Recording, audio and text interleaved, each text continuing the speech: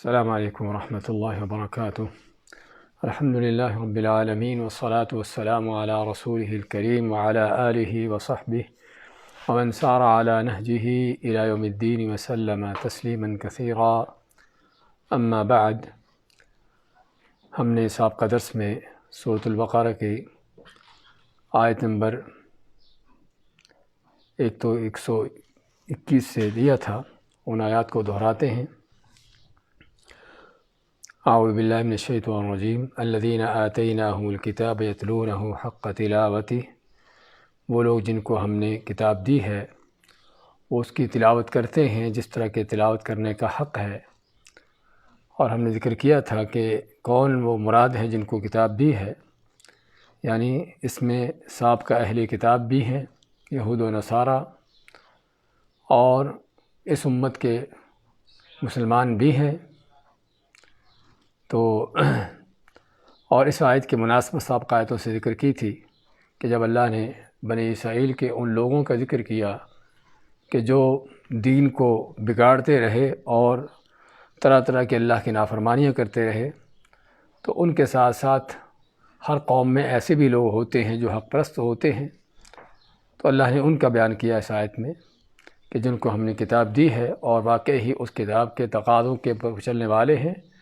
اللہ فرماتا ہے کہ وہ اس کی تلاوت کرتے ہیں، اس کو پڑھتے ہیں، اس کو سیکھتے سمجھتے ہیں اور اس پر عمل پیرا ہوتے ہیں کہ جس طرح سے اس کی تلاوت کا اس پر عمل پیرا ہونے کا حق ہے، کیونکہ تلاوت کا لفظ جو ہے یہاں پر صرف اور صرف اس کے خالی پڑھنے پر نہیں بلکہ اس کے اندر یہ ساری چیزیں آتی ہیں۔ اسی میں اولئک یؤمنون بہ، ہاں جب وہ صحیح اس کو سمجھ کر اس کی تلاوت کرتے ہیں تو پھر اس کے تقاضوں کے مطابق اس پر ایمان بھی لاتے ہیں۔ وَمَن يَكْفُرْ بِهِ فَأُولَٰئِكَ هُمُ الْخَاسِرُونَ، اور جو اس سے کفر کرتا ہے پھر وہی لوگ ہیں جو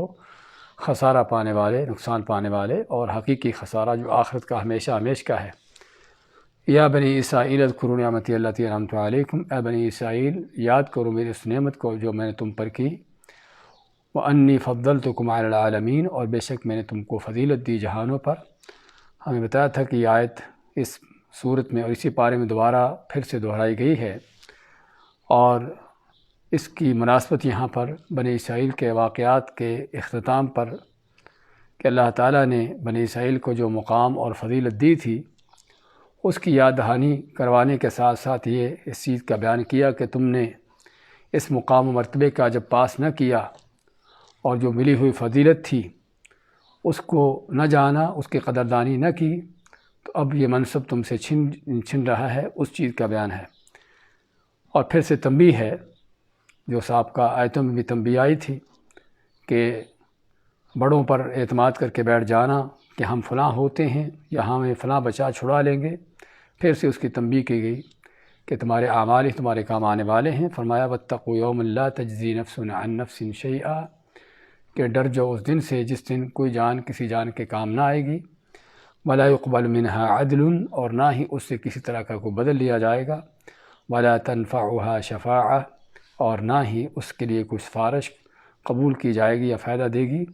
ولا هم ينصرون، اور نہ ہی ان کی کوئی کسی طرح سے مدد کی جائے گی۔ یہ دنیا کے وہ سہارے کہ جو انسان کے مشکلات کے وقت کام آتے ہیں، قیامت کے دن کے بارے میں اللہ نے فرمایا کہ ان میں سے کوئی بھی چیز کسی کام آنے والی نہیں ہے۔ وَإِذِ ابْتَلَىٰ إِبْرَاهِيمَ رَبُّهُ بِكَلِمَاتٍ،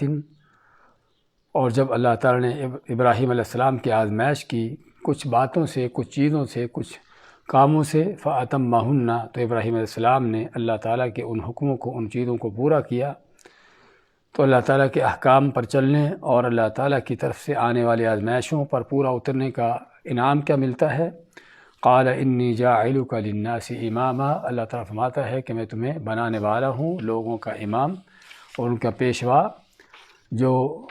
دین اور نیکی اور ہدایت کے رستے میں ان کی رہنمائی کرنے والا ہے۔ اور ہم نے بتایا تھا کہ اصل یہ وہ مقام ہے کہ جو اللہ تعالیٰ کی طرف سے کسی کو، بندے کو ملتا ہے کہ اللہ تعالیٰ کسی کو لوگوں کی ہدایت، ان کی رہنمائی کا پیشوا بنا دے۔ قال ومن ذریتی، جب یہ امامت کا منصب ان کو اللہ نے عطا کیا تو ابراہیم علیہ السلام کو تمنا پیدا ہوئی کہ ان کی اولاد میں سے بھی، اولاد کے اندر بھی یہ امامت کا منصب چلتا رہے، تو اس کے لیے دعا کرتے ہیں، اس کے لیے سوال کرتے ہیں۔ قال لا ينال عهد الظالمین، تو اللہ تعالیٰ فرمائے کہ یہ عہد جو ہے، یہ میرا وعدہ ظالموں کے لیے نہیں ہوگا، جس میں بتایا تھا کہ اس میں ایک تو اس چیز کا بیان ہے کہ اللہ تعالیٰ کے جو اصل انعام ہے دین میں اور ہدایت میں رہنمائی اور پیشوائی کا، یہ انعام یہ کسی حسب و نسب سے حاصل نہیں ہوتا، اور نہ ہی اس کا تعلق مال و دولت کے ساتھ ہے، بلکہ اس کا تعلق جو ہے وہ دل کا صاف ہونا اور انسان کا اللہ تعالیٰ کے لیے خالص مخلص ہونا اور اللہ کے دیے ہوئے طریقوں پر خالص ہو کر چلنا۔ ہاں، یہ وہ چیزیں ہیں کہ جو اس منصب کو پانے کے لیے ضروری ہیں۔ تو اس لیے فرمایا کہ تیری اولاد میں سے جو ظالم ہوں گے ان کو یہ منصب حاصل نہ ہوگا، جس میں اس بات کی تنبیہ بھی ہے کہ ابراہیم علیہ السلام کی اولاد میں سے ہی ایسے بھی لوگ پیدا ہونے والے تھے کہ جو ظالم اور ان کے رستے سے ہٹنے والے تھے۔ وَإِذْ جَعَلْنَا الْبَيْتَ مَثَابَةً لِلنَّاسِ وَأَمْنًا، اور یاد کرو کہ جب ہم نے بنایا بیت اللہ کو، البیت سے مراد بیت اللہ، مثابۃ للناس، لوگوں کے لیے پلٹ کے لوٹ کے آنے کی جگہ، وَأَمْنًا، اور ان کے لیے امن و امان کی جگہ، وَاتَّخِذُوا مِن مقام ابراہیم مصلی، اور حکم دیا کہ بنا لو، اتخذوا بنا لو، من مقام ابراہیم، مقام ابراہیم کو، یعنی ابراہیم علیہ السلام کا جو مقام، اس کو مصلن، جا نماز بنا لو، اس کو نماز کی جگہ بنا دو۔ اور ذکر کیا تھا کہ مقام ابراہیم میں علماء کے دو قول ہیں، ایک تو وہ خاص پتھر و چٹان ہے کہ جس پر ابراہیم علیہ السلام کھڑے ہو کر کعبہ کی تعمیر کرتے تھے، اور اب وہ بیت اللہ کے دروازے کے سامنے رکھا گیا ہے۔ اور دوسرا قول کہ مقام ابراہیم سے مراد وہ حج عمرے کے سارے وہ یعنی کہ جگہ ہیں جہاں پر لوگ طواف، سعی اور حج کے اعمال یا عمرے کے اعمال کرتے ہیں۔ تو یہ سبھی وہ چیزیں ہیں کہ سبھی وہ جگہ ہیں جو مقام ابراہیم ہے۔ مقام کے معنی وہ جگہ ہیں جو ابراہیم علیہ السلام کے ٹھہرنے کی، ان کے عبادت کی تھی۔ وَعَهِدْنَا إِلَىٰ إِبْرَاهِيمَ وَإِسْمَاعِيلَ، اور ہم نے اس بات کا وعدہ لیا ابراہیم اور اسماعیل سے، أَن طَهِّرَ بَيْتِيَ، کہ تم دونوں پاک کرو میرے گھر کو، للطائفین، طواف کرنے والوں، والعاکفین، اور اعتکاف کرنے والوں، والرکع السجود، اور رکوع سجدہ کرنے والوں کے لیے۔ اور پاک کرنے کا معنی اس کو ظاہری طور پر بھی ہر طرح کی نجاستوں سے، غلاظتوں سے اس کو پاک رکھنا، اور معنوی طور پر بھی ہر طرح کے شرک و کفر سے اس کو پاک رکھنا، جو اصل پاکیزگی ہے۔ اس کے بعد کی آیات لیتے ہیں۔ اعوذ باللہ من الشیطان الرجیم۔ وَإِذْ قَالَ إِبْرَاهِيمُ رَبِّ اجْعَلْ هَٰذَا بَلَدًا آمِنًا وَارْزُقْ أَهْلَهُ مِنَ الثَّمَرَاتِ مَنْ آمَنَ مِنْهُمْ بِاللَّهِ وَالْيَوْمِ الْآخِرِ قَالَ وَمَنْ كَفَرَ فَأُمَتِّعُهُ قَلِيلًا ثُمَّ أَضْطَرُّهُ إِلَىٰ عَذَابِ النَّارِ وَبِئْسَ الْمَصِيرُ۔ وَإِذْ يَرْفَعُ إِبْرَاهِيمُ الْقَوَاعِدَ مِنَ الْبَيْتِ وَإِسْمَاعِيلُ رَبَّنَا تَقَبَّلْ مِنَّا إِنَّكَ أَنْتَ السَّمِيعُ الْعَلِيمُ رَبَّنَا وَاجْعَلْنَا مُسْلِمَيْنِ لَكَ وَمِنْ ذُرِّيَّتِنَا أُمَّةً مُسْلِمَةً لَكَ وَأَرِنَا مَنَاسِكَنَا وَتُبْ عَلَيْنَا إِنَّكَ أَنْتَ التَّوَّابُ الرَّحِيمُ رَبَّنَا وَابْعَثْ فِيهِمْ رَسُولًا مِّنْهُمْ يَتْلُو عَلَيْهِمْ آيَاتِكَ وَيُعَلِّمُهُمُ الْكِتَابَ وَالْحِكْمَةَ وَيُزَكِّيهِمْ إِنَّكَ أَنْتَ الْعَزِيزُ الْحَكِيمُ۔ وَإِذْ قَالَ إِبْرَاهِيمُ، اور یاد کرو کہ جب کہا ابراہیم علیہ السلام نے، رَبِّ اجْعَلْ هَٰذَا بَلَدًا آمِنًا، اے رب میرے بنا دے، ہذا اس بلدن شہر کو، آمناً امن والا، اے میرے رب اس شہر کو بنا دے امن والا، وارزق اہلہ من الثمرات، وارزق اور رزق دے، روزی دے، اہلہ اس کے رہنے والوں کو، اس کے اہل کو، من الثمرات پھلوں کا، من آمن منہم باللہ والیوم الآخر، من آمن جو ان میں سے ایمان لائے، منہم ان میں سے، باللہ اللہ پر، والیوم الآخر اور آخر کے دن پر۔ قال تو فرمایا اللہ تعالیٰ نے ومن کفر اور جو کفر کرے گا فأمتعه قلیلا فأمتعه پس اس کو میں فائدہ دوں گا متاع یمتع متاع سے کہ جس کے معنی تھوڑا فائدہ تو میں اس کو تھوڑا فائدہ دوں گا قلیلا تھوڑا ثم اضطره الى عذاب النار اور پھر اس کو میں اضطره اس کو دھکیل دوں گا اور لفظی معنی مجبور کر دوں گا اس کو دھکیل دوں گا الی عذاب النار آگ کے عذاب کی طرف جہنم کی طرف وبئس المصیر اور جو بہت ہی برا مصیر لوٹنے کی جگہ اور ٹھکانہ ہے وَإِذْ اور جب یرفع بلند کر رہے تھے اٹھا رہے تھے ابراہیم علیہ السلام قواعد بنیادیں من البیت بیت اللہ کی و اسماعیل اور ان کے ساتھ اسماعیل علیہ السلام بھی یعنی ابراہیم اور اسماعیل علیہ السلام دونوں بیت اللہ کی بنیادیں اٹھا رہے تھے اور دعا کر رہے تھے ربنا تقبل منا اے رب ہمارے قبول کر لے ہم سے انک انت السمیع العلیم بے شک بہت تو ہی ہے جو بہت ہی سننے والا سمیع بہت سننے والا العلیم جاننے والا ہے ربنا اے رب ہمارے وجعلنا مسلمین لک وجعلنا اور بنا دے ہم کو مسلمین یہ مثنی ہے تثنیہ ہے مسلم سے یعنی ہم کو دونوں کو مسلمان بنا لے مطیع فرمانبردار بنا لے لک اپنے لیے ومن ذریتنا اور ہماری اولاد میں سے بھی ہماری نسلوں میں سے بھی امتا مسلمۃ لک ایسی امت ان کو بنا دے کہ جو تیری فرمانبردار ہو مسلمۃ لک تیرے لیے مطیع فرمانبردار ہو وَأَرِنَا مَنَاسِكَنَا وَأَرِنَا اور دکھا ہم کو یعنی سکھا ہم کو مناسکنا ہمیں عبادت کے طریقے ہماری عبادت کے جو طریقے ہیں وہ ہم کو سکھا وَتُبْ عَلَيْنَا اور توبہ کر ہم پر اِنَّكَ أَنْتَ التَّوَّابُ الرَّحِيمُ بے شک تو ہی ہے جو بہت توبہ قبول کرنے والا الرحیم اور بہت مہربان بخشنے والا ہے ربنا اے رب ہمارے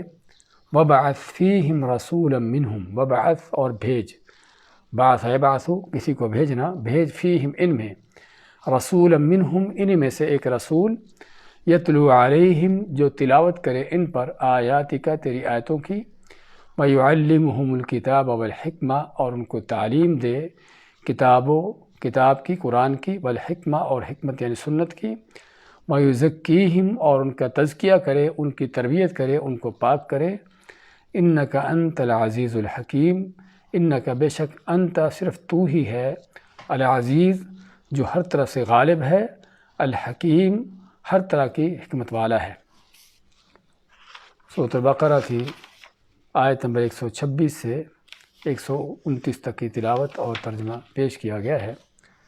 فرماتا اللہ تعالیٰ وَإِذْ قَالَ إِبْرَاهِيمُ رَبِّ اجْعَلْ هَذَا بَلَدًا آمِنًا وَإِذْ اور یاد کرو کہ جب قال ابراہیم علیہ السلام نے فرمایا کہا رب اجعل هذا بلدا آمنا اے رب میرے اجعل بنا دے هذا بلدا اس شہر کو آمنا امن والا اور شہر سے مراد ضروری نہیں کہ وہ بہت بڑی آبادی کا شہر ہو بلکہ کوئی بھی علاقہ کوئی بھی جگہ عربی میں اس کو بلد کا نام دیا جاتا ہے اور اسی لیے قرآن کریم میں اللہ نے بعض جگہوں پر عام خالی زمین کو بھی بلد کا نام دیا ہے جس طرح کہ سورۃ الاعراف میں اللہ نے ذکر کیا ایسی سرزمین کا کہ جو زرخیز ہوتی ہے جس پر پانی آنے سے بارش ہونے سے کھیتیاں نباتات اگتی ہیں اور دوسری زمین جو کہ بنجر ہوتی ہے کہ جس میں ان چیزوں کا فائدہ نہیں ہوتا بارش ہونے سے تو اللہ نے دونوں کو بلد کا نام دیا ہے حالانکہ وہ خالی زمین ہوتی ہے تو بلد کا لفظ جو ہے بعض اوقات شہر پر کسی آبادی پر بھی استعمال ہوتا ہے اور عموماً جو ہے بلد کا لفظ عربی میں کسی بھی جگہ کے لیے استعمال ہوتا ہے چاہے وہ آباد ہو یا بے آباد ہو اور ظاہراً یہاں پر ابراہیم علیہ السلام جب یہ دعا کر رہے تھے تو اس وقت مکہ جو ہے وہاں پر کوئی آبادی نہیں تھی بلکہ وہاں پر صرف اور صرف ابھی تک انہوں نے اپنی بیوی کو اور اپنے دودھ پیتے بچے کو چھوڑا تھا اور یہ دعا ان کی اس وقت کی ہے کہ جب انہوں نے اپنے بیٹے کو چھوڑا وہاں پر جس طرح کہ سورۃ ابراہیم میں اس کی مزید تفصیلات آتی ہیں تو ماتا اللہ تعالیٰ کہ یاد کرو کہ جب ابراہیم علیہ السلام نے اللہ سے دعا کی رب اجعل ھذا بلدا آمنا اس شہر کو امن والا یعنی اس جگہ کو امن والا بنا دے اور ابراہیم علیہ السلام کو اللہ نے یعنی کہ پیشین گوئی کر دی تھی بتا دیا تھا کہ یہ شہر آباد ہوگا اور اس شہر کا کیا مستقبل میں تاریخ میں کیا مقام ہوگا تو اس لیے اس کے یعنی کہ اس کو آباد کرتے ہوئے ہی، اور سب سے آبادی پہلی جو ہوتی ہے کہاں سے ہوتی ہے کہ جب اللہ کے حکم کے ساتھ وہ اپنی بیوی ہاجر کو اور اپنے بیٹے اسماعیل علیہ السلام کو وہاں پر چھوڑتے ہیں اللہ کے حکم کے ساتھ، اور یعنی کہ اس بیاباں وادی میں جب کہ ان کے سوا وہاں پر کچھ بھی نہ تھا، کوئی نہ دوسرا انسان رہنے والا اور نہ کوئی گھر وہاں پر اور نہ کوئی کس طرح کی کوئی چیز تھی۔ اسی لیے سورہ ابراہیم اللہ نے فرمایا ان کی دعا میں، انی اسکنت من ذریتی بواد غیر ذی زرع عند بیتک المحرم، کہ میں نے اپنی اولاد میں سے کچھ کو بسایا ہے کہاں پر؟ ایسی آبادی میں کہ جو غیر ذی زرع، جہاں پر کس طرح کی کوئی کھیتی نہیں ہے۔ لیکن کھیتی دنیا کی تو نہیں تھی، لیکن وہاں پر وہ چیز تھی کہ جو کائنات میں اس روئے زمین پر سب سے افضل اور سب سے اعلیٰ اور سب سے عظیم جگہ ہو سکتی ہے، اور وہ کیا ہے؟ وہ اللہ کا گھر ہے۔ اسی ماتے عند بیتک المحرم، تیرے حرمت والے گھر کے پاس۔ تو یہ وہ شہر یا یہ وہ بلد یا یہ وہ جگہ جس کے لیے ابراہیم علیہ السلام امن کی دعا کر رہے ہیں، اور واقعی ہی اللہ نے ان کی دعا کے ساتھ، اور بلکہ دعا سے پہلے ہی اللہ نے جو تقدیر میں مقدر کیا ہوا تھا کہ اس مکہ کو اور مکہ کے وہ علاقہ جو حرم کا ہے اس جگہ کو جو ہے اس کو حرمت والی قرار دیا، اور حتیٰ کہ کسی بھی انسان کو دوسرے کے خلاف وہاں پر کوئی جنگ و جدال، قتل و قتال، ان چیزوں سے منع کیا، اور انسان تو انسان بلکہ حتیٰ کہ جانوروں پر تک بھی وہاں پر ان کے بھی امن و امان عطا کر دیا کہ ان پر بھی کوئی ہاتھ نہ اٹھائے، اور کسی شکار کو بھی کرنے سے منع کر دیا، اور شکار کرنا تو دور کی بات بلکہ حتیٰ کہ شکار کو بھگانا اور اڑانا اور اس طرح کے کام کرنا بھی جو ہے، یعنی کسی طریقے سے بھی اللہ تعالیٰ کی ان مخلوقات کو تنگ کرنا اس جگہ پر اس سے بھی منع کر دیا، اور بلکہ اس سے مزید آگے بڑھ کر وہاں پر پیدا ہونے والی جو نباتات ہیں، کوئی پودے ہیں، ان کو بھی کاٹنے سے، اکھاڑنے سے، توڑنے سے منع کر دیا۔ تو اللہ تعالیٰ نے اس انداز سے اس جگہ کو حرمت والی بنایا، اور یہ حرمت اللہ کی تقدیر کے اندر بھی تھی اور شرع اللہ کا حکم بھی تھا، اور یہی وجہ ہے کہ اسلام سے پہلے جاہلیت میں بھی کہ جب کہ عرب کا سارا علاقہ قتل و قتال، دنگے فساد کا یعنی کہ یہاں پر عام یعنی کہ دورہ تھا، ان حالات میں بھی اللہ نے کس انداز سے اس جگہ کو، حرم کو، مکہ کو، اس کو جو ہے حرمت والا قرار دینے کی وجہ سے اس میں امن و امان قائم کیا رکھا۔ اور قرآن کریم اللہ نے کئی ایک جگہوں پر قریش اور مکہ والوں پر اس نعمت کا، اس احسان کو جتلاتے ہوئے اس کا ذکر کیا ہے کہ جب کہ عرب کے پورے علاقوں میں دنگا فساد مچا ہوا ہے، اولم نمکن لہم حرما آمنا، کہ ہم نے ان کے لیے امن والا حرم نہیں ان کے لیے ان کو عطا کیا، ان کو جو ہے ان کو تمکین دی وہاں پر۔ تو اللہ نے اس نعمت کا ان کے لیے اس نعمت کو جتلایا ان کے لیے کہ اللہ تعالیٰ نے تم کو اس دنگے فساد کی دنیا میں، اس دورے میں جو ہے تم کو امن والی جگہ عطا کی کہ جہاں پر تم امن و امان سے رہتے ہو، اور یہ امن و امان قیامت تک کے لیے اس جگہ کے لیے قائم ہے۔ حتیٰ کہ نبی کریم صلی اللہ علیہ وسلم جب مکہ فتح کرتے ہیں تو مکہ فتح کرتے ہوئے اللہ تعالیٰ نے آپ کے لیے صرف چند گھڑیوں کے لیے دشمن سے مقابلے کی آپ کو اجازت دی کہ اگر دشمن کافر آپ کے مقابلے پر آتے ہیں تو آپ ان سے لڑ سکتے ہیں، اور آپ فرماتے ہیں کہ اس کے بعد پھر سے اس جگہ کی حرمت قیامت تک کے لیے اسی طرح جاری ساری ہے جس طرح پہلے تھی، اور وہاں کے امن و امان کو خراب کرنے والوں کے لیے سخت قسم کی وعیدیں فرمائی گئی ہیں۔ حتیٰ کہ سورۃ الحج میں اللہ نے جب اس جگہ کا ذکر کیا تو کیا فرمایا؟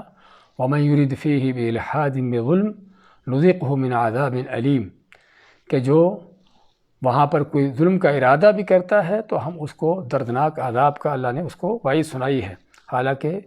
عام جگہوں پر کسی برائی کا صرف ارادہ کر لینے سے جو ہے آدمی پر نہ وہ برائی لکھی جاتی ہے اور نہ ہی آدمی گنہگار ٹھہرتا ہے، لیکن حرم کا اور بیت اللہ کا اس کی خصوصیت کہ وہاں پر برائی کا ارادہ بھی جو ہے وہ نہ کہ صرف لکھا جاتا ہے بلکہ اللہ کی طرف سے اس پر بھی سخت طرح کی وعید سنائی گئی ہے۔ تو یہ ہے ابراہیم علیہ السلام کی دعا کہ اس شہر کو امن والا بنا دے، وارزق اہلہ من الثمرات، اور ورزق عطا کر روزی دے اہلہ اس کے رہنے والوں کو من الثمرات پھلوں کا، من آمن منہم باللہ والیوم الآخر، ان میں سے جو ایمان لائے اللہ پر اور آخرت کے دن پر۔ اب شہر تو بسانے کے لیے اپنے اولاد کو، اپنے بیٹے کو، بیوی کو چھوڑ دیا اور اس کے لیے امن کی دعا بھی کر دی، اور امن کی دعا کا پہلے ہونا اور روزی کی دعا کا بعد میں آنا ہمیں ایک اور چیز کی تنبیہ کرتا ہے، اور وہ کیا ہے کہ امن و امان کی نعمت جو ہے وہ حقیقت میں دنیا کی کھانے پینے کی اور ان چیزوں کی نعمتوں سے بھی بڑھ کر ہے۔ اور یہ حقیقت ہے کہ اگر وہ امن و امان ہو، آدمی چاہے غریب فقیر بھی کیوں نہ ہو، کسی جھونپڑی میں بھی کیوں نہ رہتا ہو، اس کو دن بھر کھانے کو ایک لقمہ بھی حاصل نہ ہوتا ہو، لیکن اس کی جان محفوظ ہو، اس کی عزت محفوظ ہو، اس کو کس طرح کا کوئی کھٹکا ڈر نہ ہو، تو آدمی اطمینان و سکون میں ہوتا ہے۔ لیکن اگر امن و امان نہ ہو تو آدمی کے پاس دنیا جہان کے خزانے بھی کیوں نہ ہوں، وہ اس کے ہر وقت جو ہے، ہر وقت اس کو اپنی جان کا بھی، مال کا، ہر چیز کا خطرہ اور کھٹکا ہے، بلکہ عام طور پر ایسے حالات میں انسان کا مال و دولت ہی اس کی بربادی، تباہی کا ذریعہ بن جاتا ہے۔ اور یہ وہ چیزیں ہیں کہ جو ہم اپنے سامنے دیکھتے ہیں کہ وہ جگہیں کہ جہاں پر امن و امان نہیں ہے، کس انداز سے لوگ نہ ان کی عزت محفوظ، نہ ان کا جان، نہ ان کے مال، اور کسی لحاظ سے بھی اگر کوئی ان کے پاس نعمتیں بھی ہیں، اگر گھر بھی ہے تو گھر میں رہنے کا، یعنی کہ ہر وقت وہاں پر کو کھٹکا اور ڈر اور خطرہ، اگر کوئی نعمت بھی ہے تو تب بھی ان کی تباہیاں۔ تو کہنے کا مقصد امن و امان کی نعمت حقیقت میں دنیا کی نعمتوں میں سے سب سے بڑی وہ نعمت ہے کہ جس کو انسان کو ضرورت ہے اس کی حفاظت کرنے کی۔ اور اسی لیے ہم دیکھتے ہیں کہ اسلام کی کیا تعلیمات ہیں اس نعمت کی حفاظت کے حوالے سے، کہ اللہ تعالیٰ کی اس نعمت کی قدردانی کرنا بھی، اس کا شکر بھی ادا کرنا، اور اس کے تقاضوں کو پورا بھی کرنا، اور اس نعمت کو قائم رکھنے کے لیے، جاری ساری رکھنے کے لیے بھی اللہ تعالیٰ کے دیے ہوئے جو احکامات ہیں ان کو پورا کرنا۔ اور حتیٰ کہ بعض اوقات حکمران اور جو یعنی کہ لیڈر ہوتے ہیں کہ جن کی وجہ سے امن و امان عام طور پر قائم ہوتے ہیں، اگرچہ فاسق و فاجر بھی کتنے بگڑے ہوئے کیوں نہ ہوں، لیکن اگر وہ معاشرے میں امن و امان قائم کیے ہوئے ہیں تب بھی ان کی اطاعت کرنے کا حکم دیا گیا ہے، صرف اسی لیے کہ تاکہ لوگوں کی جان و مال محفوظ رہیں۔ تو بات کر رہے تھے کہ امن کا ذکر یہاں پر پہلے، امن کی دعا پہلے آنے کا اس بات کی تنبیہ ہے کہ امن و امان کی نعمت جو ہے وہ کس قدر بڑی نعمت ہے، کہ جس نعمت کی قدردانی کی اور اس کی حفاظت کرنے کی ضرورت ہے، اور اللہ سے اس کو طلب کرنے کی ضرورت ہے۔ تو اس کے بعد لوگ وہاں کے رہنے والوں کے لیے روزی کے انتظام کے لیے دعا کرتے ہیں، وَارْزُقْ أَهْلَهُ مِنَ الثَّمَرَاتِ، اور روزی کی دعا کی یہاں پر اشد ضرورت تھی، اور وہ اس لیے کیونکہ مکہ جس طرح ہم جانتے ہیں کہ سنگلاخ پہاڑ ہیں، نہ تو وہاں پر کوئی کھیتی باڑی ہے کہ آدمی وہاں پر رہنے والے کو اپنی روزی ذریعہ کو اس طرح کا معیشت کا ذریعہ کو بنا سکیں، اور نہ ہی مکہ کوئی ایسی جگہ ہے کہ جہاں پر کوئی ساحلی یا سمندری ایسا شہر ہو کہ جہاں پر لوگوں کا آنا جانا گزرگاہیں ہوں، اور تو اس طرح سے وہاں پر مکہ میں کوئی ایسی چیز نہیں کہ جو دنیاوی لحاظ سے تجارت کا یا لوگوں کی معیشت کا ذریعہ بن سکے، لیکن اللہ نے وہاں پر اپنے گھر کے وجہ سے لوگوں کی ایسی معیشت کا وہاں وہ ذریعہ بنایا کہ جو پوری زمین پر کہیں نہ بن سکا اور نہ بنا ہے۔ تو فرمایا کہ وَارْزُقْ أَهْلَهُ مِنَ الثَّمَرَاتِ، اس کے رہنے والوں کو پھلوں کا رزق عطا کر۔ اور ابراہیم علیہ السلام کی دعا بھی دیکھیے کہ ایسی عجیب دعا ہے کہ مکہ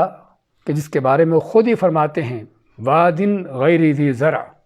ایسی وادی، ایسی جگہ کہ جہاں پر کوئی کھیتی نہیں ہے، جہاں پر کوئی کھیتی نہیں، کوئی پودا نہیں، اس کے رہنے والوں کے لیے پھلوں کے رزق کی دعا کر رہے ہیں۔ اور پھل کے بارے میں ہم جانتے ہیں کہ یہ وہ چیز ہے کہ جو سب سے پہلے اور بہت جلد خراب ہونے والی ہوتی ہے۔ اناج وغیرہ اس طرح کی چیزیں ہم وہ ہیں کہ جو بہت دیر تک چلتی ہیں اور باقی رہتی ہیں، لیکن پھل جو ہے عام طور پر وہی لوگ کھاتے ہیں، وہی لوگ استعمال کرتے ہیں کہ جہاں پر یہ پھل پیدا ہوتے ہیں، اور خصوصاً سابقہ زمانوں میں۔ تو لیکن اس کے باوجود دیکھیے ان کی دعا کیا ہے کہ اس کے رہنے والوں کو پھلوں کا رزق عطا کر۔ اور اس میں ہمیں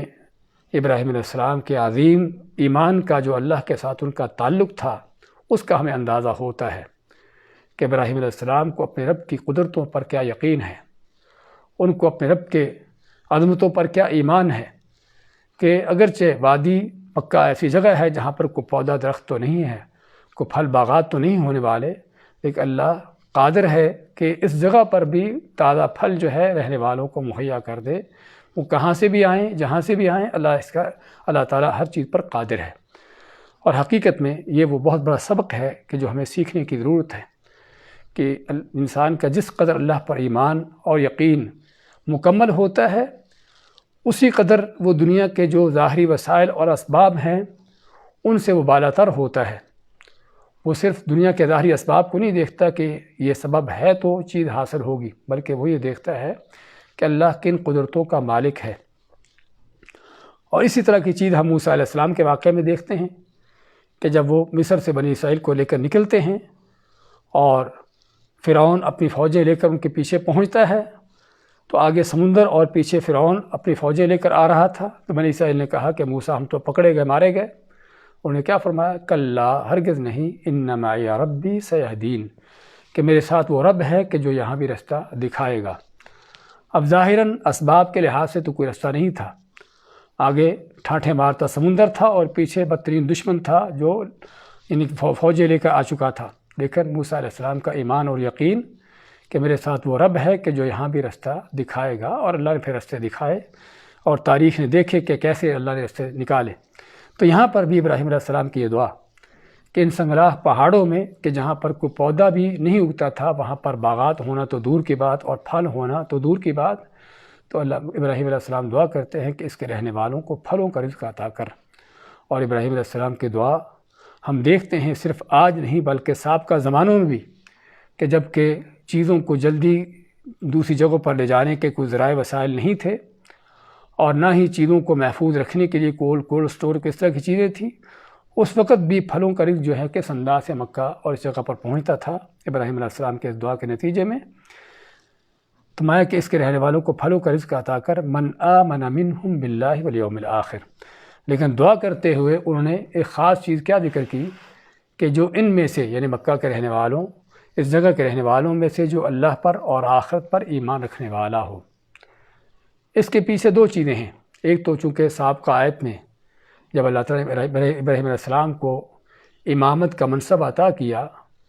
تو انہوں نے اس منصب کو حاصل کرنے کے لیے اپنی اولاد کی اندر بھی تمنا کی کہ کاش کہ میری اولاد میں بھی یہ منصب چلتا رہے۔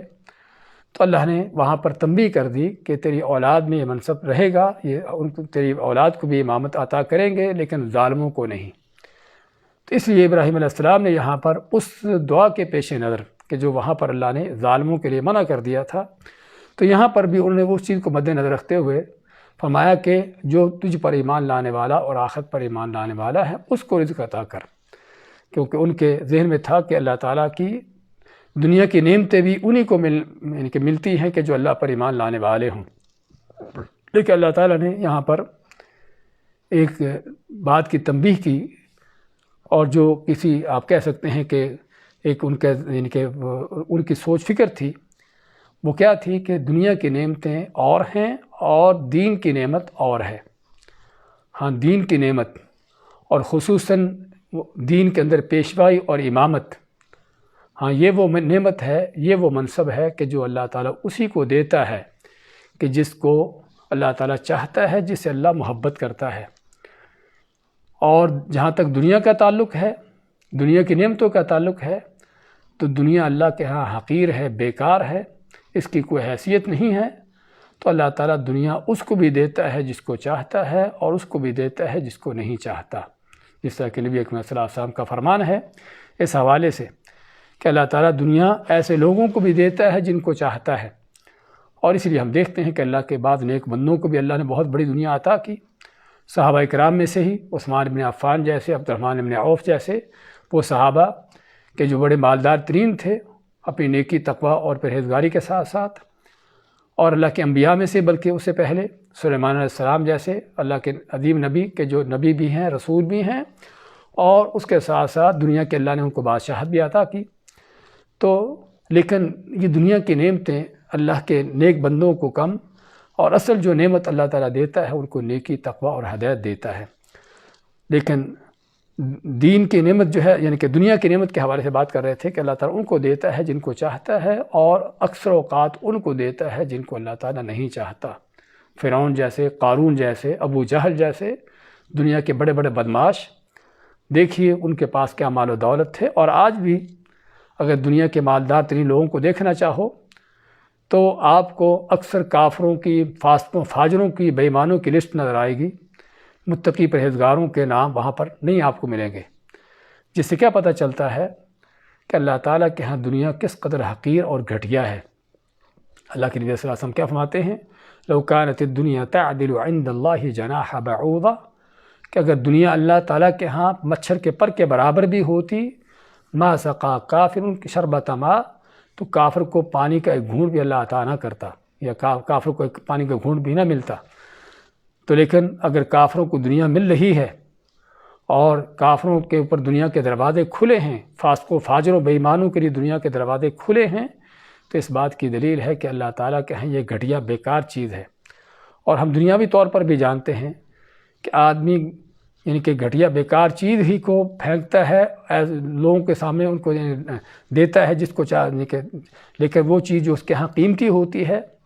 وہ اپنے پاس سمیٹ کے رکھتا ہے، یا اسی کو دیتا ہے کہ جس کے ساتھ اس کا گہرا تعلق ہوتا ہے، جس کے ساتھ اس کی بڑی محبت ہوتی ہے۔ تو اس لیے اصل نعمت اللہ تعالیٰ کی ہے وہ کون سی ہے؟ اس آیت سے پتہ چلا کہ اصل نعمت اللہ تعالیٰ کی وہ دین کی، ایمان کی، ہدایت کی نعمت ہے، کہ جس نعمت کا اللہ تعالیٰ نے سورۃ فاتحہ میں ذکر کیا ہے، صراط الذین انعمت علیہم، رستہ ان لوگوں کا جن پر تو نے نعمت کی۔ ہاں نعمت کس چیز کی؟ ہاں نعمت دوسری آیت میں جو اللہ فرماتا ہے، وَمَن یُطِعِ اللَّهَ وَالرَّسُولَ، کہ جو اللہ کی اطاعت کرتا ہے اور رسول کریم صلی اللہ علیہ وسلم کی اطاعت کرتا ہے، فَأُولَٰئِكَ الَّذِينَ أَنْعَمَ اللَّهُ عَلَيْهِمْ، ہاں یہ وہ لوگ ہیں جن پر اللہ نے انعام کیا ہے، نعمت کی ہے۔ تو نعمت کس چیز کی ہے؟ اللہ کی، اس کے رسول کی اطاعت کی نعمت، دین کی نعمت، ہدایت کی نعمت۔ اور یہاں پر ہمیں جس چیز سب کو حاصل کرنے کی ضرورت ہے وہ کیا ہے کہ اگر کسی کو اللہ نے دین کی، ہدایت کی نعمت دے رکھی ہے تو اسے ضرورت ہے اس نعمت کی قدردانی کرنے کی، اللہ کی اس نعمت کی عظمت کو جاننے کی، اللہ کے اس انعام کو پہچاننے کی۔ نہ سمجھے کہ میرے پاس تو کچھ بھی نہیں ہے، لوگوں کے پاس اتنا مال، ان کے بڑے ویلے، ان کے بڑے بڑے بنگلے اور گھر اور گاڑیاں اور کیا کچھ، اور میں ان چیزوں سے محروم رہ گیا۔ اگر کسی کو اللہ نے نیکی کی، ہدایت کی، ایمان کی نعمت سے نوازا ہے تو اصل حقیقی نعمت یہ ہے کہ جو اللہ تعالیٰ کسی پر کرتا ہے۔ اور جب کہ دنیا اللہ تعالیٰ دیتا ہے، اکثر اوقات ایسے بدماشوں کو، کافروں، بے ایمانوں کو دیتا ہے کہ جن کو اللہ تعالیٰ دنیا دے کر اور ان کو بدماشی اس چیز پر چلا کر ان کو جہنم کا ایندھن بنانا چاہتا ہے۔ تو اس لیے ضرورت ہے اس معیار کو سمجھنے کی کہ اللہ تعالیٰ کے ہاں نعمت کا معیار کیا ہے اور ہم نے کس چیز کو نعمت بنا رکھا ہے۔ اور جب یہ معیار سمجھ آ جاتا ہے تو پھر اللہ کے فضل توفیق سے ایک مومن بندے کی، ایک مسلمان کی نظریں پھر دنیا داروں کی طرف نہیں اٹھتی کہ کس کے پاس کتنی دنیا ہے، پھر اس کی نظریں دنیا کے مادہ پرستوں کی طرف نہیں اٹھتی کہ کون کے مال میں کتنا زیادہ ہے۔ ہاں وہ یہ دیکھتا ہے کہ نیکی میں، ایمان میں، تقوی میں کون آگے ہے، اس میں کون آگے بڑھتا ہے۔ اور یہی وہ دوڑ ہے اور یہی وہ سبقت ہے کہ جس کا اللہ تعالیٰ نے حکم دیا ہے، سابقو فی الخیرات، کہ نیکی کے کاموں میں آگے بڑھو، نہ کہ دنیا کے مال کمانے میں آگے بڑھو۔ تو بات کر رہے تھے یہاں پر ابراہیم علیہ السلام نے جب پچھلی دعا میں اللہ تعالیٰ نے ان کو فرما دیا کہ میرا عہد جو ہے ظالموں کو نہیں ملے گا، تو انہیں یہاں پر بھی قید لگا دی کہ جو تجھ پر، اللہ پر ایمان لانے والے، آخرت پر ایمان لانے والے ہیں، ان کو پھلوں کا رزق عطا کر۔ تو اللہ نے کیا فرمایا؟ قال ومن کفر فامتعہ قلیلا، کہ اے ابراہیم بات یہ نہیں ہے کہ میں صرف ان کو دوں گا جو ایمان لانے والے اور آخرت پر اللہ پر ایمان لانے والے ہوں گے، بلکہ جو کفر بھی کرے گا فامتعہ قلیلا، اس کو فائدہ دوں گا، اس کو مزے دوں گا، دنیا کی نعمتیں اس کو ملیں گی، دنیا کی رنگینیاں اس کو حاصل ہوں گی، لیکن قلیلاً، پہلی بات تو لفظ ہی متاع کا لفظ جو ہے اس کی تعریف ہی کیا ہے کہ جو فائدہ ہو تھوڑے وقت کے لیے۔ متاع ایسے فائدے کو کہتے ہیں کہ جو تھوڑے وقت کے لیے ہو، لیکن تھوڑے وقت کے ہونے کے ساتھ ساتھ وہ قلیلاً ہے بھی تھوڑا سا، یعنی دنیا کا فائدہ وقت بھی تھوڑا ہے اور فائدہ بھی بہت تھوڑا ہے۔ جس دنیا کے پیچھے آج دوڑ لگی ہے، جس دنیا کے لیے آج سوچے فکرے ہیں اور ہر ایک کا اٹھنا بیٹھنا، جاگنا سونا اسی دنیا کی خاطر ہے، وہ دنیا کیا ہے بھی تھوڑی اور ہے بھی تھوڑے وقت کے لیے۔ کتنی تھوڑی ہے؟ صحیح مسلم کی حدیث میں اللہ کے نبی صلی اللہ علیہ وسلم فرماتے ہیں کہ اگر تم کو دیکھنا ہو کہ دنیا آخرت کے مقابلے میں کتنی تھوڑی ہے، تو اپنی انگلی کو سمندر کے پانی میں ڈبو دے اور دیکھے کہ انگلی کے ساتھ کتنا پانی آیا ہے۔ جو انگلی کے ساتھ پانی آنے والا ہے، آدھا قطرہ یا قطرے کا کچھ حصہ وہ دنیا ہے، اور جو بھرا سمندر باقی رہ گیا ہے وہ آخرت ہے۔ اس لیے یہ دنیا تھوڑی ہے، اور ہے بھی قلیلاً، تھوڑے وقت کے لیے، کچھ دن ہیں، کچھ سال ہوتے ہیں، اس کے بعد یا تو دنیا ہی چھوڑ کے چلی جاتی ہے، وہ ملے ہوئے مال و دولت تباہ و برباد ہو جاتے ہیں، بڑے بڑے مالدار جو ہیں وہ فقیر اور یعنی کہ غریب ہوئے ہوتے ہیں، اور یا پھر آدمی خود ہی اس دنیا کو چھوڑ کے چل دیتا ہے۔ اس لیے دنیا کی حقیقت یہ ہے کہ ہے بھی تھوڑی اور تھوڑے وقت کے لیے، جبکہ آخرت ہمیشہ کے لیے خیر و ابقا، بہتر بھی ہے اور ابقا بھی ہے، ہمیشہ کے لیے بھی ہے۔ بہتر کتنی ہے کہ جس کے بارے میں رسول اکرم صلی اللہ علیہ وسلم فرماتے ہیں کہ لموضع صوت احدکم فی الجنہ خیر من الدنیا وما فیہا، کہ صرف جنت میں چھڑی رکھنے کی جگہ جو صرف 1 میٹر لمبی اور 1 انچ یا انچ کا کچھ حصہ چوڑی ہو سکتی ہے، اتنی سی جنت کی جگہ بھی دنیا اور دنیا کے اندر جو کچھ ہے اس سے بہتر ہے۔ تو اس لیے فرمایا کہ جو کفر کرے گا فَأُمَتِّعُهُ قَلِيلًا، اس کو فائدہ دوں گا اور تھوڑے وقت کے لیے دوں گا، تھوڑا سا فائدہ دوں گا، اس کے بعد پھر کیا ہوگا؟ ثُمَّ أَضْطَرُّهُ إِلَىٰ عَذَابِ النَّارِ، پھر اس کو میں دھکیل دوں گا، اس کو مجبور کر دوں گا، کس کے لیے؟ جہنم کے عذاب کی طرف، آگ کے عذاب کی طرف۔ وَبِئْسَ الْمَصِيرُ، اور بہت بری وہ جگہ، بہت برا وہ لوٹنے کی ٹھکانہ اور جگہ ہے، جس میں اس بات کا پتہ چلتا ہے کہ دنیا کتنی بھی کیوں نہ مل جائے اور کتنی بھی کیوں نہ حاصل ہو جائے اور کتنا بھی مال کیوں نہ حاصل ہو جائے، آدمی قارون سے شاید زیادہ پھر بھی نہ پاتا ہو، اور دنیا کے تاج و تخت کتنے بھی کیوں نہ حاصل ہو جائیں، فرعون سے بڑا پھر بھی کیوں نہ بادشاہ نہیں بن سکے گا، لیکن اس کے باوجود اگر صرف دنیا کا مال و دولت، تاج و تخت تھے، ایمان نہ تھا، تو ہمیشہ کی آگے کی جہنم جو ہے اس کے انتظار میں ہے، کہ جو بہت برا ٹھکانہ ہے۔ تو اس کا مطلب یہ ہوا کہ اصل خسارہ یہ ہے، اصل فقیر یہ ہے، اصل غریب یہ ہے کہ جس کو ایمان نہ ملا، ایمان سے محروم رہ گیا، اور جس کو ایمان کی نعمت مل گئی، چاہے وہ جھونپڑی کے اندر رہتا ہو، چاہے اس کو سر چھپانے کی کوئی جگہ نہ ہو، کھانے کو لقمہ نہ ہو، لیکن ایمان کی نعمت حاصل ہو گئی، ہدایت اس کو مل گئی، اللہ کی وحی پر چل پڑا، قرآن و سنت پر عمل پیرا ہونے کی اس کو توفیق مل گئی، تو اصل یہ وہ نعمت ہے کہ جو اس کو ہمیشہ کی آخرت کی طرف سے جانے والی، ہمیشہ کی جنتوں کا وارث بنانے والی ہے۔ تو ضرورت ہے ہم کو ان نعمتوں کو جاننے کی، اور خصوصاً پھر اگر یہ ہدایت کی نعمت صرف انسان کے اپنی ذاتی حد تک نہیں، بلکہ ہدایت کا پیشوا ہو، ہدایت کا امام ہو، اور ہدایت میں لوگوں کو اس میں رہنمائی کرنے والا ہو، تو یہ ہے اصل وہ مقام کہ جو ہم ابراہیم علیہ السلام کے حوالے سے پڑھ کر آئے ہیں۔ تو چنانچہ فرمایا اللہ تعالیٰ نے کہ ابراہیم علیہ السلام جب دعا کی کہ پھلوں کا رزق ان کو عطا کر جو اللہ پر ایمان لانے والے، آخرت پر ایمان لانے والے ہوں گے، تو اللہ مانتا ہے کہ بات یہ نہیں، بلکہ میں نے پہلی بات تو ذمہ داری لی ہے سبھی کو روزی دینے کی، کافر ہو یا مومن ہو، اور دوسری بات کہ اللہ کے ہاں دنیا کی کوئی حیثیت ہے ہی نہیں کہ جو کافر سے روکے۔ دنیا اللہ کے ہاں گھٹیا بیکار ہے، مچھر کے پر سے بدتر ہے، اور بلکہ بعض حدیث میں جیفہ اور مردار کا اس کو نام دیا گیا ہے، تو اللہ تعالیٰ یہ مردار پھر کافروں کو دیتا ہے۔ دنیا کا یہ مردار، یہ اللہ تعالیٰ بے ایمانوں کو، فاسقوں فاجروں کو دیتا ہے کہ تاکہ وہ اس مردار پر مرے اور اس کو کھائیں اور اسی پر اپنی زندگی جو ہے لٹا کر آخر میں جہنم کا ایندھن بنے۔ قال ومن کفر، اور جو کفر کرے گا فأمتعه قلیلا، تو پھر اس کو میں فائدہ دوں گا تھوڑے وقت کے لیے، تھوڑا فائدہ، ثم اضطره الى عذاب النار، پھر اس کو میں دھکیل دوں گا، اس کو بے بس کر دوں گا جہنم کے آگ کے عذاب کی طرف۔ وبئس المصیر، اور جو بہت ہی برا، مصیر کے معنی سارا یسیر، کسی چیز کی طرف پلٹنا، لوٹنا، تو اس کے بہت ہی پلٹنے کی یہ بری جگہ ہے، اور کوئی شک نہیں کہ جہنم سے بری جگہ کیا ہو سکتی ہے کہ جو دنیا کی آگ سے 70 گنا شدید آگ، اور طرح طرح کے وہاں پر عذاب اور ذلتیں اور رسوائیاں۔ تو اس لیے کوئی شک نہیں کہ بہت ہی برا اگر کوئی ٹھکانہ کائنات کا ہو سکتا ہے تو وہ جہنم ہے۔ وَإِذْ يَرْفَعُ إِبْرَاهِيمُ الْقَوَاعِدَ مِنَ الْبَيْتِ وَإِسْمَاعِيلُ، اور یاد کرو کہ جب یرفعو بلند کر رہے تھے، اٹھا رہے تھے ابراہیم علیہ السلام القواعد من البیت، قواعد جمع قاعدہ کی، اور قاعدہ کے معنی بنیاد، بنیادیں جو ہوتی ہیں کسی بھی مکان کی، کسی بھی بلڈنگ کی، اس کو قواعد کا نام دیا جاتا ہے۔ تو جب بنیادیں اٹھا رہے تھے ابراہیم علیہ السلام من البیت، بیت اللہ کی، و اسماعیل، اور اسماعیل علیہ السلام بھی، اس جملے سے پتہ چلا کہ بنیادیں پہلے سے موجود تھیں اور ابراہیم علیہ السلام ان بنیادوں کو اٹھا رہے تھے، وہاں پر تعمیر کر رہے تھے۔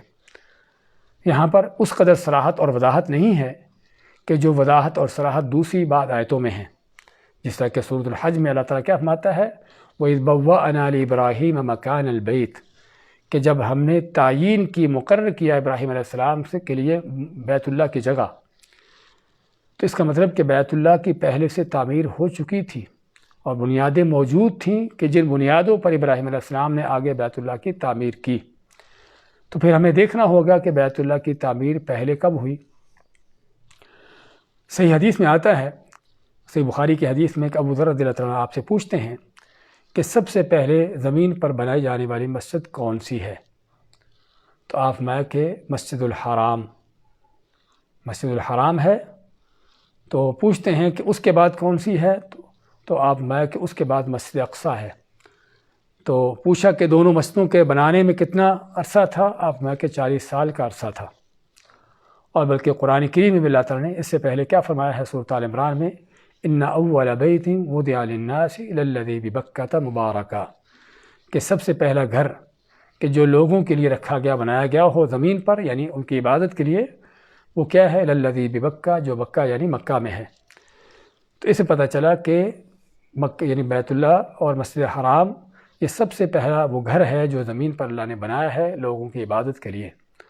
اور اس کے بنانے والے کون ہیں اس کے بارے میں بعض روایات میں آتا ہے کہ اس کو سب سے پہلے فرشتوں نے بنایا، اس کے بعد آدم علیہ السلام نے اس کو بنایا، اور اس کے بعد سے اس کی تعمیر ہوتی چلی آئی۔ اور ابراہیم علیہ السلام سے پہلے بھی حج جو ہے بیت اللہ کا حج ہوتا تھا، حتیٰ کہ نبی کریم علیہ السلام یعنی کہ مکہ کے سفر کے دوران فرماتے ہیں کہ جیسے کہ میں ہود علیہ السلام یا صالح علیہ السلام کو دیکھتا ہوں کہ اپنی اونٹی پر جو ہے وہ بیت اللہ کا رخ کیے ہوئے ہیں، اور یہ ہود یا صالح علیہ السلام کوئی شک نہیں کہ ابراہیم علیہ السلام سے پہلے گزر چکے تھے۔ تو اس سے پتہ چلا کہ بیت اللہ کی تعمیر یعنی ابراہیم علیہ السلام سے پہلے ہوئی تھی، اور ابراہیم علیہ السلام جو ہیں اب اللہ کے حکم سے جو ہے اس کی بنیادوں پر جو ہے تعمیر کر رہے ہیں۔ تو اس کے بارے میں اللہ فرماتا ہے وَإِذْ يَرْفَعُ إِبْرَاهِيمُ الْقَوَاعِدَ، اور جب ابراہیم علیہ السلام بلند کر رہے تھے القواعد من البیت، بیت اللہ کی بنیادوں کو،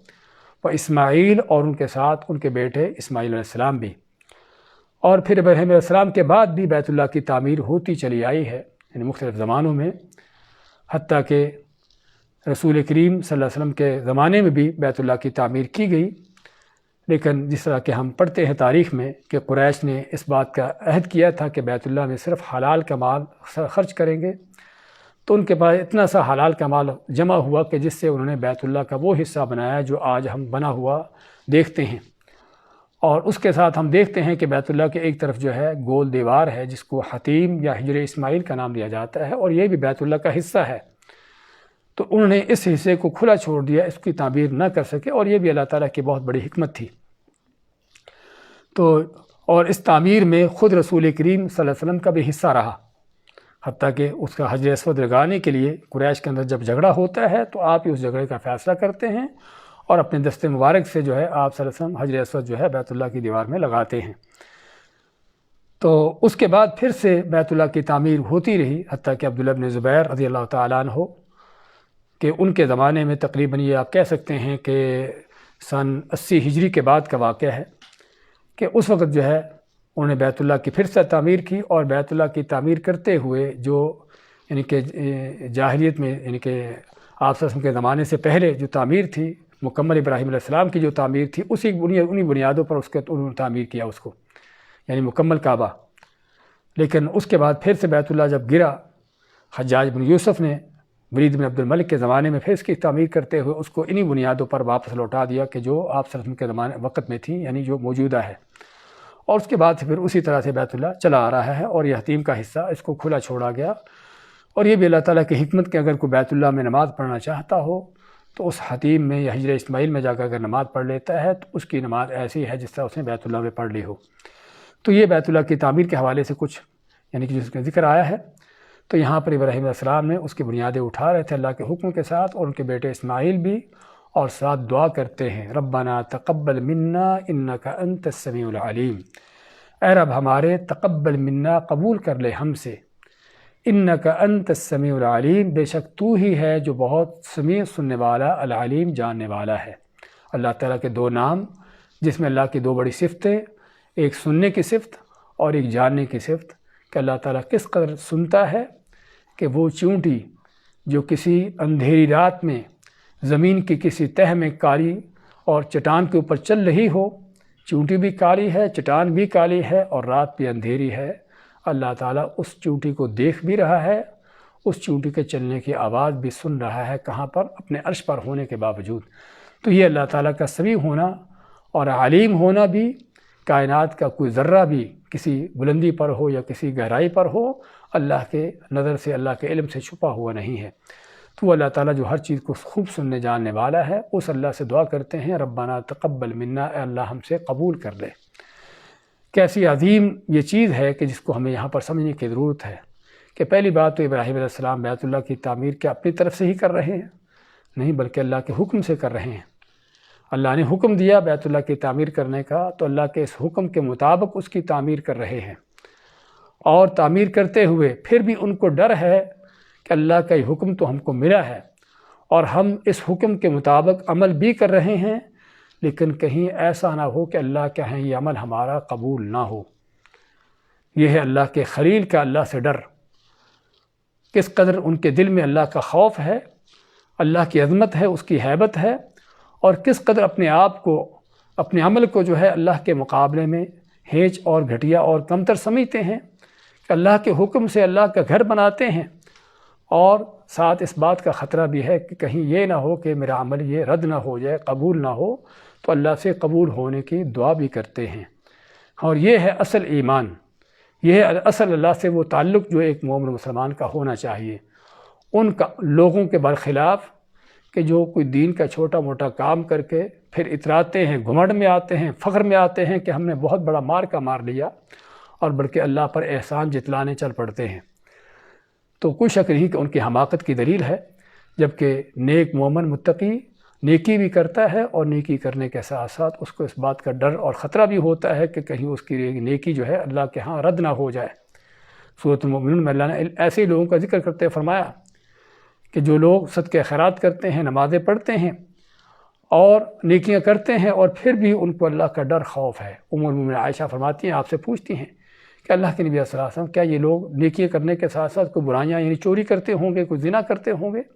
اس لیے ان کو ڈر خوف ہے؟ آپ فرماتے کہ لا یا ابنۃ الصدیق، اے صدیق کی بیٹی، ایسا نہیں ہے، بلکہ یہ وہ لوگ ہیں کہ جو نمازیں، روزے اور نیکیاں کرتے ہیں، اور ان کو ڈر ہے کہ کہیں اللہ کے ہاں ان کی نیکی رد نہ ہو جائے۔ اور یہ ہے ایک مومن کی صفت کہ نیکی کرنے کے ساتھ ساتھ اس کو اس نیکی کو اللہ سے قبول کروانے کی فکر ہوتی ہے، نیکی کے ضائع ہو جانے کا ڈر ہوتا ہے، جبکہ منافق، بے دین، بے ایمان نیکی کی پرواہ بھی نہیں ہوتی کرنے کی، کر بھی لے تو پھر اس پر اس کو گھمنڈ، فخر ہوتا ہے کہ میں نے بہت کچھ کر دیا۔ تو یہاں پر اللہ کے خلیل اللہ کے حکم سے بیت اللہ کی تعمیر کرتے ہیں اور دعا کرتے ہیں ربنا تقبل منا، اے رب ہم سے قبول کر لے، انک انت السمیع العلیم، اور قبول کرنے کے لیے وسیلہ لیتے ہیں۔ کس چیز کا وسیلہ لیتے ہیں؟ اللہ کے ناموں کا، اس کی صفات کا۔ اللہ فرمایا کہ اللہ سے دعا کرتے ہیں وسیلہ لو۔ ہاں، وسیلہ کس چیز کا ہے؟ قرآن شروع سے لے کر آخر تک اٹھا کر دیکھیں، آپ کو کہیں پر بھی کسی ذات کا وسیلہ، کسی بندے کا وسیلہ، کسی نبی رسول کا وسیلہ، کسی فرشتے جن کا وسیلہ نظر نہیں آئے گا۔ اگر وسیلہ آپ کو نظر آئے گا اللہ کے ناموں کا، اس کی صفات کا، انسان کے اپنے نیک اعمال کا وسیلہ آپ کو ملے گا۔ تو یہاں پر بھی ابراہیم علیہ السلام دعا کرتے ہیں، اور دعا قبول کرنے کے لیے وسیلہ لیتے ہیں کس چیز کا؟ اللہ کے ناموں کا، اس کی صفات کا۔ کیا ہے؟ انک انت السمیع العلیم، بے شک تو ہی ہے جو بہت سننے والا، جاننے والا ہے۔ اللہ تعالیٰ کے دو نام بھی، اور ناموں کے اندر اللہ کی دو صفتیں بھی، کہ تو بہت سننے جاننے والا ہے، تو ہمارے اس عمل کو دیکھ رہا ہے کہ کس قدر ہم تیرے لیے خالص ہو کر رہے ہیں، ہماری دعاؤں کو سن رہا ہے کہ ہم کس طرح تجھے ساتھ ساتھ پکارتے ہیں، تو ہماری دعائیں سنتے ہوئے، ہمارے اس عمل کو دیکھتے ہوئے ہم سے قبول کر لے۔ اور ساتھ ہی جب نیک عمل کر رہے ہیں تو نیک عمل کرنے کے ساتھ ان کو جب دعا کے اللہ نے توفیق دی، تو صرف دعا اس نیک عمل کے قبول ہونے کی نہیں، بلکہ اور بھی چیزوں کی دعا کے اللہ توفیق دیتا ہے۔ کیا فرماتے ہیں؟ ربنا وجعلنا مسلمین لک، اور اے رب ہم دونوں کو بنا دے، ربنا وجعلنا، ہم دونوں کو یعنی ابراہیم اور اسماعیل دونوں، مسلمین لکا، مسلمین جس طرح ہم نے ذکر کیا ہے کہ مسلم کا تثنیہ ہے کہ دونوں کو ہم کو مسلمان بنا لے، دونوں کو مطیع فرمانبردار بنا لے، لکا اپنے لیے۔ اب کیا مطیع فرمانبردار نہیں ہیں؟ وہ تو پہلے اللہ کے خلیل ہیں، اللہ کے نبی ہیں، لیکن پھر بھی دعا کرتے ہیں کہ اللہ ہم کو اپنا مطیع بنا دے۔ اور یہ ہے کسی کے نیک ہونے کی، اللہ سے اس کا تعلق ہونے کی دلیل کہ نیکی کرتا ہے لیکن سمجھتا ہے کہ ابھی میں نیکی میں پیچھے ہوں، ابھی اور مجھ کو نیکی کی ضرورت ہے، ابھی میں نیک نہیں بنا وہ نیکی جو ہونی چاہیے۔ اس لیے اس موقع پر جب دیکھا کہ اللہ کا گھر تعمیر کر رہے، اللہ کے حکم سے ایک نیکی کا عمل کر رہے ہیں، تو موقع ہے کہ اللہ سے کچھ مانگیں بھی ساتھ ساتھ، کیونکہ انسان بھی دنیا میں بھی آدمی جب کسی کے لیے کام کرتا ہے تو سمجھتا ہے کہ میں نے اس کے لیے کام کیا ہے، اب جو میرا مقصد یا میری ضرورت ہے اس سے میں ذرا وہ اپنی ضرورت بھی اس کے سامنے رکھ دوں۔ تو ابراہیم علیہ السلام بھی جب اللہ کے حکم سے اللہ کا گھر تعمیر کرتے ہیں تو دیکھتے ہیں کہ موقع ہے دعا کے قبول ہونے کا، تو ساتھ اپنے لیے دعا کرتے ہیں۔ لیکن دعا کس چیز کی ہے؟ کوئی دنیا کی کرسی حکومت مانگی، مال و دولت مانگے نہیں، مانگا ہے تو یہ مانگا ہے اللہ ہمیں اپنا مطیع بنا لے، اپنا فرمانبردار بنا لے۔ ربنا، اے رب ہمارے، وجعلنا، بنا لے ہم کو مسلمین، دونوں کو مطیع فرمانبردار بنا لے، لک اپنے لیے۔ اور صرف اپنے لیے دعا نہیں، وَمِن ذُرِّيَّتِنَا أُمَّةً مُسْلِمَةً لَكَ، اور ہماری نسلوں میں سے بھی، ذریہ کے معنی اولاد اور نسل، ہماری اولاد و نسلوں میں سے بھی ایسے لوگوں کو بنا دے أُمَّةً مُسْلِمَةً لَكَ کہ جو تیرے لیے مطیع فرمانبردار امت ہو، تیرے لیے مطیع فرمانبردار قوم ہو، ایسے لوگ ہوں۔ ہاں یہ ہے وہ دعا جس دعا کی ضرورت ہے ایک مسلمان کو۔ ہماری دعائیں کیا ہوتی ہیں کہ بیٹا جو ہے بڑا کامیاب ہو جائے، اچھا تاجر بن جائے، کوئی بڑا ڈاکٹر بن جائے، کوئی بڑی کامیابی حاصل کر کے بڑا مال اس کو مل جائے، بڑی دولت اس کو حاصل ہو جائے، بڑی عزت شہرت مل جائے۔ دیکھیے اللہ کے خلیل کی دعا کیا ہے، اور کوئی شک نہیں کہ اللہ کے خلیل کی یہ دعائیں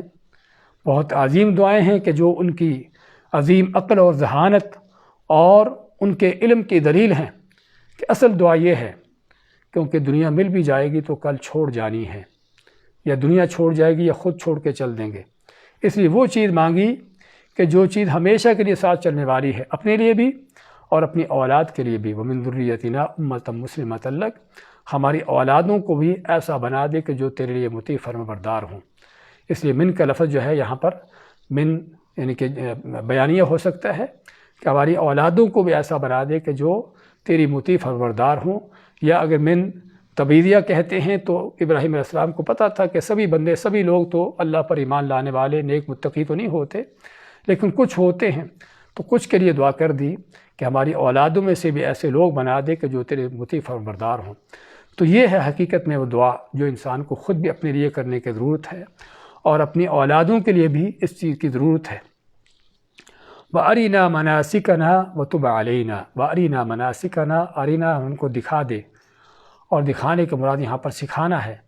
کہ ہم کو سکھا دے۔ اب مناسکنا، ہمارے مناسک جمع منسک کی، اور منسک کہتے ہیں عبادت کا طریقہ۔ ویسے اصطلاحی طور پر مناسک کا لفظ استعمال کیا جاتا ہے حج کے اعمال کے بارے میں، حج کے اعمال کے حوالے سے اس کو ذکر کیا جاتا ہے۔ تو مایا کہ وَأَرِنَا مَنَاسِكَنَا، ہم کو ہماری عبادت کے طریقے بتا دے، سکھا دے۔ آپ کے اللہ کے خلیل کو پتہ نہیں تھا کہ اللہ کی عبادت کیسے کرنی ہے؟ وہ نیک متقی ہیں، پرہیزگار ہیں، پتہ ہونا چاہیے کہ میں نے عبادت کیسی کرنی ہے۔ ہاں جو دل دماغ میں آئے، جو ذہن میں آئے، ظاہری بات ہے خلیل ہے، غلط سوچ تو نہیں سوچے گا، وہی سوچے گا جو صحیح سوچ ہوگی، تو اس کو کیا ضرورت ہے اللہ سے عبادت کا طریقہ پوچھنے کی؟ ایسے پتہ چلتا ہے کہ اللہ کے نبیوں خلیلوں کو بھی ضرورت ہے عبادت کے طریقے جاننے کے لیے، اللہ سے سوال کرنے کی، عبادت کے طریقے پر چلنے کے لیے اللہ کی طرف لوٹنے کی، اللہ سے رجوع کرنے کی۔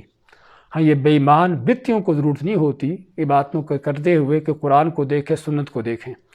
ان کے ہاں جو دل دماغ میں آ جائے، جو پیر ملا کے دل میں پیدا ہو گیا، جو پیر ملا کے دماغ میں آ گیا، وہ دین بن گیا۔ لیکن اللہ کے خلیل، اللہ کے نبی، اللہ کے رسول، ان کو عبادتوں کے طریقے اللہ سے سیکھنا پڑتے ہیں۔ رسول کریم صلی اللہ علیہ وسلم کے بھی ہم دیکھتے ہیں، اللہ تعالیٰ نے سورۃ ضحیٰ میں کیا فرمایا آپ کے بارے میں؟ وَوَجَدَكَ ضَالًّا فَهَدَىٰ، کہ آپ کو جو ہے وہ ہدایت کے رستوں سے، یعنی کہ اس سے لا علم پایا تھا، تو آپ کو اللہ نے ہدایت دی، آپ کو اللہ نے رہنمائی کی۔ اور دوسری آیات میں اللہ تعالیٰ فرماتا ہے ما کنت تدری ما الکتاب ولا الایمان، آپ نہیں جانتے تھے کہ کتاب کیا ہوتی، ایمان کیا ہوتا ہے، لیکن اللہ نے وحی کر کے آپ کو ان ساری چیزوں کی تعلیم دی۔ تو پتہ چلا کہ نیک لوگ، صحیح لوگ، ہدایت پانے والے لوگ، ان کی صفت یہ ہے کہ وہ ہدایت اللہ سے پانے کی کوشش کرتے ہیں، اللہ سے مانگتے ہیں، ہدایت کے راستے اللہ سے طلب کرتے ہیں، اور اگر کسی چیز میں کوئی اختلاف بھی ہو، سمجھ نہ آتی ہو، تو اللہ کی طرف لوٹتے ہیں۔ اور اس کے مد مقابل بے ایمانوں کا، گمراہوں کا اور بدعتیوں کا، اس طرح کے بے ایمانوں کا انداز کیا ہوتا ہے کہ ان کے ہاں دین جو دل دماغ میں پیدا ہو گیا وہ دین بن گیا۔ تو اللہ کے خلیل اللہ تعالیٰ سے دعا کرتے ہیں وَأَرِنَا مَنَاسِكَنَا، ہم کو ہماری عبادتوں کے طریقے سکھا کہ ہم تیری عبادت کیسے کریں، وَتُبْ عَلَيْنَا، اور ہم پر توبہ بھی کر دے۔ عبادتیں تو سکھا دے گا، عبادت کے طریقے تو بتا دے گا، لیکن پھر بھی غلطی کوتاہی ہو سکتی ہے، تو ساتھ ساتھ ہماری توبہ بھی کرتا رہے، ہم پر توبہ بھی کر۔ اِنَّكَ أَنْتَ التَّوَّابُ الرَّحِيمُ، یہ دعا بھی کی تو ساتھ ہی دعا کا وسیلہ بھی لیا۔ یہاں پر وسیلہ کس چیز کا لیا؟ جب بات توبہ کی آئی تو اللہ تعالیٰ کے تواب ہونے کی صفت، اللہ کے تواب اس نام کا ذکر کیا۔ جب بات اللہ کی رحمت بخشش کی آئی تو اللہ کے رحیم ہونے کا نام اور یہ صفت بیان کی۔ اور یہاں سے ہمیں ایک اور بھی تعلیم ملتی ہے کہ جس طرح کی دعا ہو اسی طرح کا وسیلہ ہو۔ اللہ سے اگر قوت مانگتے ہیں، طاقت قوت کی ضرورت ہے، تو اللہ تعالیٰ کے جو نام ہیں عزیز اور قوی ہونے کے، اللہ کے ان ناموں کا وسیلہ لو، اس صفات کا وسیلہ لو۔ اللہ سے علم چاہیے تو اللہ کے علیم ہونے کا وسیلہ، اللہ سے توبہ کرنی ہے تو اللہ کے تواب ہونے کا یہ نام۔ تو یہاں پر بھی وسیلہ کس کا لیا؟ کسی بندے کا، کسی انسان کا نہیں لیا، بلکہ اللہ کی صفتوں کا، اس کے ناموں کا وسیلہ لیتے فرمایا انکا، بے شک انت، تو ہی ہے، التواب الرحیم، بڑا ہی توبہ کرنے والا اور بہت ہی بخشنے والا، مہربانی کرنے والا۔ تو یہ ابراہیم علیہ السلام کی عظیم دعائیں جو آگے بھی ہم پڑھیں گے، تو جن کی ضرورت ہے ہم کو نہ کہ صرف پڑھنے کی بلکہ ان دعاؤں سے سبق سیکھنے کی کہ اللہ کے نیک بندوں کی تمنائیں کیا ہوتی ہیں، ان کی دعائیں کیا ہوتی ہیں، ان کی ترجیحات کیا ہوتی ہیں، اور کیا چیز وہ اپنے لیے اور اپنی اولادوں کے لیے چاہتے ہیں، اور کیا چیز ان کو اللہ سے کیا اللہ سے مانگتے ہیں۔ ضرورت ہے ان دعاؤں سے ہمیں یہ سبق سیکھنے کی۔ دوبارہ دیکھیں آج کی آیتیں۔ وَإِذْ قَالَ ابراہیم، اور یاد کرو کہ جب کہا ابراہیم علیہ السلام نے رب اجعل هذا بلدا آمنا، اے رب بنا دے اس شہر کو، اس جگہ کو امن والا، وارزق اہلہ من الثمرات، اور روزی دے اس کے رہنے والوں کو پھلوں سے، من آمن منہم باللہ والیوم الآخر، ان میں سے جو ایمان لائے اللہ پر اور آخرت کے دن پر، قال، کہا اللہ تعالیٰ نے، ومن کفر، اور جو کفر کرے گا، فامتعہ قلیلا، پس اس کو میں فائدہ دوں گا تھوڑے وقت کے لیے، ثم اضطرہ الی عذاب النار، پھر اس کو میں بے بس کر دوں گا، اس کو دھکیل دوں گا آگ کے عذاب کی طرف، وبئس المصیر، اور بہت ہی برا وہ لوٹنے کی، پلٹنے کی جگہ ہے۔ وَإِذْ، اور جب یرفع ابراہیم القواعد، بلند کر رہے تھے ابراہیم علیہ السلام، القواعد من البیت، بیت اللہ کی بنیادیں، و اسماعیل، اور ان کے ساتھ اسماعیل علیہ السلام بھی،